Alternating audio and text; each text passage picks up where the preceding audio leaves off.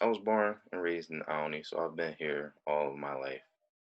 Um, and for all of my life, I've been pretty local. Even though I love to travel and explore different places, um, I stay pretty local. I work at Gibson School of Music. I went to Central High School down the street in Olney. I work at a studio right around the corner that I can walk to. So I try to stay local and, I try to give back to my community because this is where I've been, this is where I stay.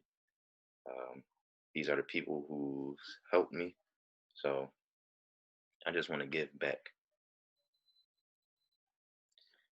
Um, so you've been a lifelong resident of Olney, 20 some odd years.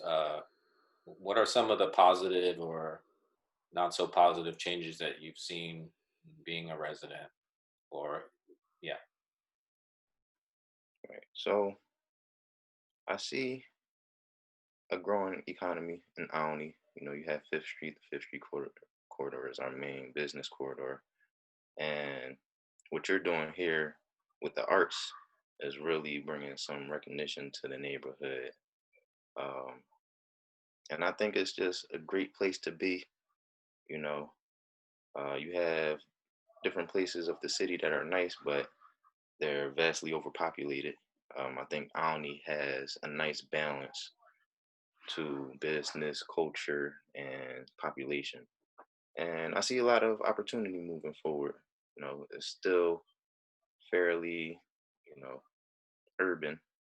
Um, and I think that, when you look at places like Center City or even North Philly now, where Temple's taken over, there's a lot of gentrifying going on. And that hasn't necessarily come to Alney yet. So we still have a chance if we can educate our people and tell them we need to own our land, we need to create our businesses, we need to stand up for ourselves and keep what's ours, then we can make Alney a great, thriving community. Oh, and yeah, thank you for your acknowledgement. And but I firmly believe that I'm just sort of reflecting back what's there. I mean, since I'm 10 years in, but I still feel like a newbie sometimes, and I still feel the excitement of discovering Olney, um, Right. and meeting people like you. So and your family, have they been, so have you been there for a couple generations, or did your parents move to Olney, and where were they from before? Yeah, so my dad is actually from Trinidad. My mom, she grew up in Logan, and her mom, she grew up in South Carolina. So I would say this is first generation Alny, and all my brothers and sisters, we were pretty much born here in Alny. So we're talking about 30 years or so, except for my oldest brother. He was born, I forget where he grew up, but after him, the rest of us we grew up in Alny. Um, yeah, so I think it's also interesting. You mentioned previously to me before your father originally is from Trinidad, and because I had heard a little bit of that in one of your compositions. Um, Mhm. uh, where what sort of so I see the music and the spiritual life being very strong traditions, cultural traditions for you. Um, and are there any other traditions that that are just part of your life, daily existence that you see influencing you or your family? You know, whether it's from your African American heritage or your Caribbean heritage, like what sort of impacts have those cultures had on your daily life? And Okay. talking really broadly too. Yeah. Yeah. So, growing up, my dad was always listening to reggae music. So I was kind of always exposed to that. Um, Subconsciously, I didn't really know how much of an effect it had on my music. And then, growing up in the church, that's a whole nother sound. Playing in the jazz band, that's a whole nother sound. And I was able to learn all these things and incorporate them in my music.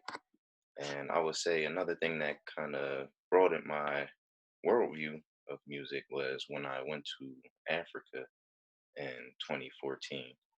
And I was able to immerse myself in the culture there. I stayed for about 3 weeks. So listening to the music over there in Cameroon, they call it Bikuti.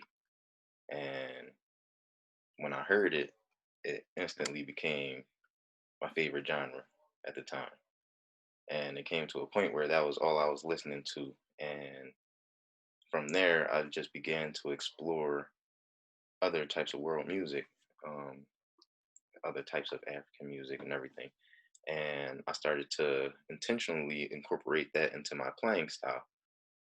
And it came to a point where people would notice that and tell me, wow, your playing is different. You don't sound like everyone else out here. And so I think those experiences has really helped me um, create my own lane in a sense.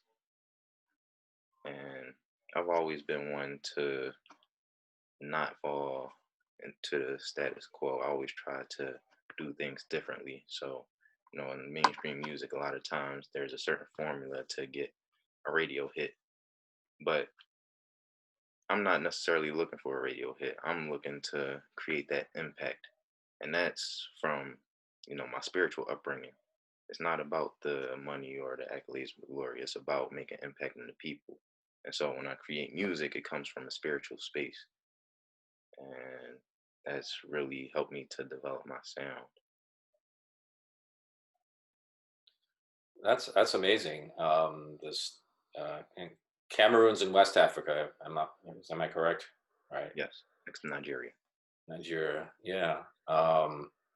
What availed you to that opportunity to go there? Was it just something that you had desired to do and was able to get yourself over there? Yeah, so I was actually dating someone at the time, and her family was from over there. Her dad was actually from France, and her mother was from Africa. So in that time, we went to France, stayed there for 5 days, and then we traveled to Africa, and we stayed there for 3 weeks. So yeah, I was blessed to be able to have that opportunity because it's really had a huge impact on my life. Even the way I see entertainment as a whole now, the way they're throwing things over there is a lot different from how we see it. And even a lot of things that we do over here, we don't realize that it came from Africa. A lot of our culture, we still have it engraved in us, but we don't do things necessarily the same way. We just have those certain aspects.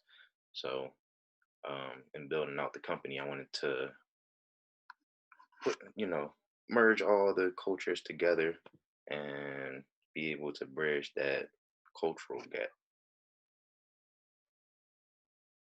Yeah, that's such a reassuring message as far as uh, not only bridging the African diaspora and all the different strands, but you know, I think Olney Culture Lab, that's something we've always been very celebrating Olney because it's such a multicultural place and Hmm. how to, you know, weave in the different cultures together as best as we can. And it's a slow process. I think I appreciate your long-term kind of vision. It's not something that can be done overnight, but it's well worth the effort.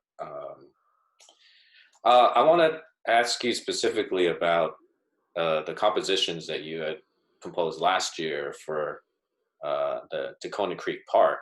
Um, And maybe before we talk about them, if you could share with me if you have any history with that park, in terms of visiting it, or I know you, in your case, you recreated or had recreation over near there, and just how that space, that green space, has been a part of your life. Hmm. So, um, I actually haven't been through the park until we took that journey. Um, but I was always like right there. Um, I played baseball in the league right there at Front Olney, where the baseball fields are, and I spent several years just playing baseball there. I would say maybe 8 years. I went through all three fields: T-ball, Sanders, Alshire, and then I played for the traveling team. So I was there for a number of years. So being right there near the park has always had some of an influence in my life. You And when we talk about the pieces, one of the pieces I've created, I gave it that island feel because when I played up there at those baseball fields, there was a lot of Hispanic culture. And so that's kind of what it reminded me of. So I tried to add those elements because that's how the park in that way has had an impact on me. And that piece was "Turn It Up," I believe. Am I? Hmm. And what about the other composition? It was called, well, originally you had tentatively called it "Make a Way." I don't remember if you changed that title or not, but what influenced that particular piece? So Make a Way was inspired when we took the walk through the park. Just being able to experience it in full, when you go in there, you don't realize that you're still in Philadelphia. Um, you're surrounded by the green, it's peaceful, and you know, it's like you're in a whole different world. So I tried to create a piece that kind of simulated that. You have the nature sounds, you have the weird sounding effects to make it seem like you're in a different space. And yeah, that's how that piece was inspired. Just being able to take that walk and take everything in and add those elements. Um, as far as any other future composition or compositions, since this project is still ongoing, um, any thoughts on of what you might want to, what sort of ideas that you've been thinking about, or perhaps you've already sketched some stuff out? I don't know where you are at with that, but Yeah. you know, So I actually have a piece. It's almost done. I'm just in the final stages of mixing it, but it's called Believe, and it's actually a piece that I made a while ago, but I recreated it. Um, but when listening to that piece, it came up, out of nowhere. And when I listened to it, I said, yeah, this will fit. So didn't have the files anymore. So I recreated it and, added some different elements to it. But the song kind of takes you through a journey, almost like, when we took that walk, it takes you through a journey. And, you know, hopefully it inspires people to achieve those greater standards. do you have any thoughts about? I know we had talked about somehow concertizing the music that you've created and Professor Gibson has created. Although we're not sure when that's going to happen. It'll happen. It's just we're not sure exactly when, given what's going on right now. But any thoughts as far as how to, since your pieces are all sort of digitally created at in your home recording studio, What are your thoughts about how to arrange that for perhaps live instrumentation? Yeah. Or maybe you have other ideas. Yeah. So I've been blessed to be around some great musicians. So even though a lot of my music has these digital elements, the musicians know how to recreate those sounds. And even for sounds that can't be played live for some reason, um, today people are using tracks. So anything that can't be covered, we can play with the track too. But the most recent piece that can be played all the way live, so there's no problem with that. But as for the other pieces, I'm confident that the guys that I work with, they'll be able to find and pick out the different elements that need to be played, and we can pull off a nice performance.